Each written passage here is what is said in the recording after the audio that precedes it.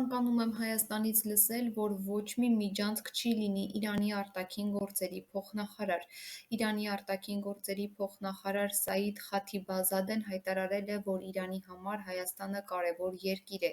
Դրա համար է, որ Իրանը տասնամյակներ շարունակ պահպանել է լավ հարաբերություններ Հայաստանի հետ։ Դրա համար կան շատ պատճառներ։ Նշանակությունը երկկողմ հարաբերություններում շատ կարևոր է, ասել է նա։ Իմ ցանկությունն է լսել Հայաստանից, որ ոչ մի միջանցք չի կարող լինել։ Միջանցքի տրամաբանությունն է կտրել կապը տարածաշրջանում, դա անընդունելի է մեր տարածաշրջանի ապագայի համար։ Բաքվի արձագանքը Փաշինյանի առաջարկին։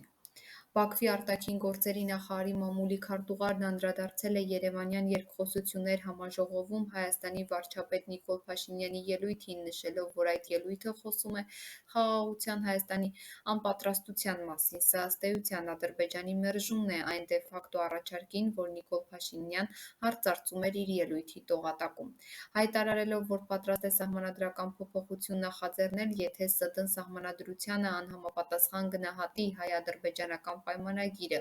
Նիկոլ Փաշինյանն ըստ էության առաջարկում է ստորագրել այն մինչև խորհրդարանի ընտրություն։ Նպատակը հասկանալի է։ 2021 թվականին Նիկոլ Փաշինյանը իր էլեկտրոատին խոստացել է խաղաղության պայմանագիր, խոստացել էր նաև Շուշիի և Հադրութի դեօկուպացիա, նաև Արցախի անջատում հանուն փրկության։ Այդ խոստումները ոչ միայն տապալվել են, այլ ըստ էության շրջվել գլխի վար Արցախի լիակատար կորստի և բռնի տեղահանության տեսքով։ Այսպես կոչված խաղաղության պայմանագիրը Նիկոլ Փաշինյանի համար մնացել է թերևս այն եզակին, որ կարող է մատուցել իրեն, որպես խաղաղության օրակարգի որևէ արդյունք։ Այնպես չէ, անշուշտ, որ Փաշինյանը ոչ մի շանս չունի, եթե չմատուցի այդ արդյունքը, բայց նրա համար ներկայումս շատ կարևոր է նախընտրական ամեն մի մանրուք, որովհետև վստահության քվեն անչափ պատմականորեն փոքր է։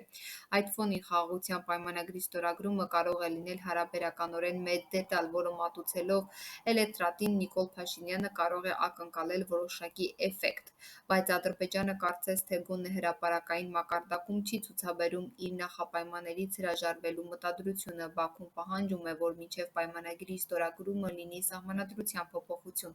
Դա մտածածին պահանջ է, չկա որևէ իրավական հիմք, որը արձանագրի, թե Հայաստանի սահմանադրությունը Բաքվի հանդեպ ունի տարածքային հավանականություն։ Բայց խնդիր է դարձել այն, որ Ադրբեջանին հաջողվել է կարծրացնել այդ մտայնությունը շուրջ միջավայրը և առնվազն ստեղծել իրավիճակ, երբ իր նախապայմանը վերածվել է